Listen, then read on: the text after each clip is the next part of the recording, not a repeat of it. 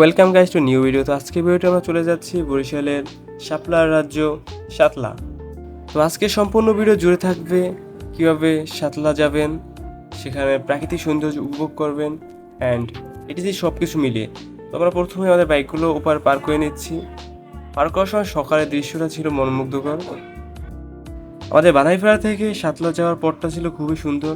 রাস্তার দুই সাইডে গাছগুলো যেন প্রাকৃতিককে আরও সুন্দর করে আগলে রেখেছে। স্বাগতম শাপলার রাজ্য সাতলা। তো অবশেষে আমরা চলে এসেছি আমাদের উজিরপুরের শাপলার রাজ্য সাতলা। আর প্রাকৃতিক সৌন্দর্য তখনই পূর্ণতা পায় যখন প্রিয় মানুষগুলোর সাথে তা উপভোগ করা যায়। আর বিলের মাঝে ফুটে থাকা লাল শাপলা যেন প্রাকৃতিক সৌন্দর্য আরও বহুগুণ বাড়িয়ে দিয়েছিল।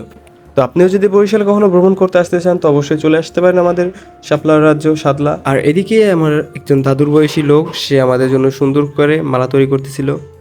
আর আপনিও যদি এমন সুন্দর এবং রোমাঞ্চকর একটি মুহূর্ত আপনার জীবনে স্মৃতি হিসেবে রাখতে চান তো অবশ্যই চলে আসুন আমাদের উজিরপুরের শাপলার রাজ্য সাতলা।